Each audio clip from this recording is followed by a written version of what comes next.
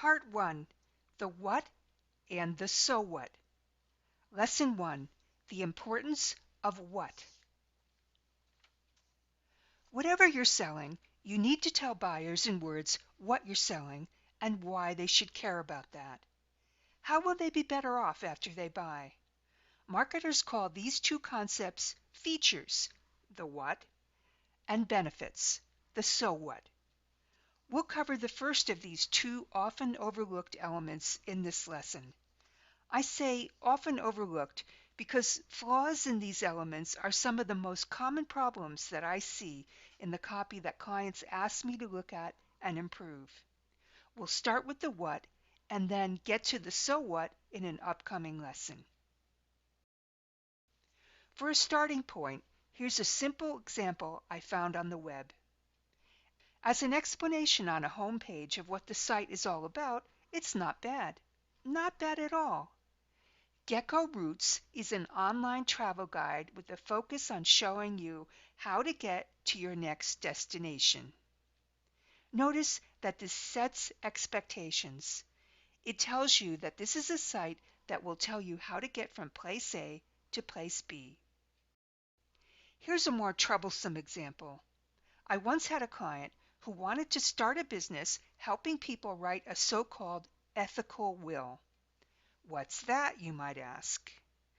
Is it a legal will, a legal last will and testament, but one that has passed some kind of ethical test? No, it's a personal document that you create apart from any legal will in order to communicate your values, experiences, and life lessons to your family. It's sometimes called a legacy letter. My client never did start that business, partly because I told her that the term is not self-explanatory and it's a bit hard to explain. For instance, here is a book on the topic, and the title and the subtitle are as follows: The Legacy Workbook, a step-by-step guide for writing a spiritual ethical will in 2 hours or less. Someone who's new to the concept will probably not understand what this is all about. In my judgment, the wording on this book cover fails the what test. Here's another example. Years ago, someone in a business mastermind group I belonged to introduced herself as a cash flow consultant. It turned out that of 10 business owners in the group, 8 of them admitted that they were not sure what cash flow exactly meant. And the cash flow consultant was so floored by this, she did not have a handy explanation for what this meant. These were successful business owners in the group, and cash flow was either a hazy concept or an unknown concept for them. One of the key things you learn in copywriting is that you can't take for granted that people understand what you understand. Some commentators call this the curse of knowledge. So you always need to describe what you're selling in such a way that those who don't know what you know, yet who are in your target market, get it. Many concepts that you know like the back of your hand are not self-explanatory, and the average person does not like to admit it when they don't understand something. So please trust me on this. Here are a few other examples that are not self-explanatory. If you sell any of these products or services, you cannot depend on the handy label for your product or service to convey on its own to the uninitiated what it is. For example, unless you know someone who had hired a personal chef, you probably wouldn't know what it is. Someone who comes to your home with everything needed and prepares multiple personalized meals for your family in your kitchen. Or imagine that you had to explain what a meat shredder claw is without a picture. It's a handheld tool made out of metal or special plastic with sharp points that easily shreds hot meat or poultry. Again, it's harder than you might think to come up with that kind of one-sentence blurb for a product. Now let's do an exercise improving the description of a product that you probably haven't heard of before. It's called a babyography. Download the Babyography Before file and think about everything in it that isn't clear to you or that you think might not be clear to the average consumer. Jot down those murky points. Turn off the video and do that now.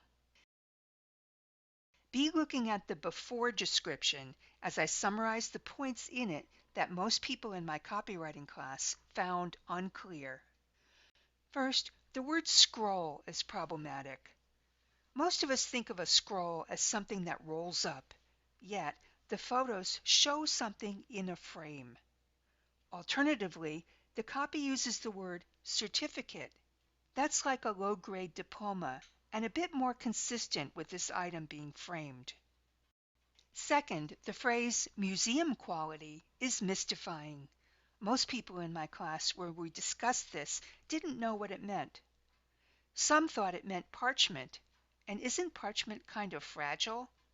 You see, you wouldn't solve the problem here by specifying exactly what weight or type of paper was used, because readers wouldn't know why that's important. It turns out that the most important things to understand about the paper used in this product are that it won't yellow, won't change quality over time, and will last 50 years without fading or falling apart. Third, the pronouns used here are kind of tricky. It's not clear whether the pitch is talking to parents who want to order a babyography for themselves or talking to people who want to give it as a gift for somebody else's baby. If we go back to the business owner, we can find out who the typical buyer is, then write the pronouns accordingly. Fourth, I'm not happy with the word unique in the subhead. It's ambiguous. Unique could mean no one else sells a product like this, or it could mean each babyography product they make is one of a kind. It does get clarified a bit with the word personalized, but I feel it's potentially confusing for the reader. In copywriting, we need to be really meticulous about what words mean and head off possible misunderstandings.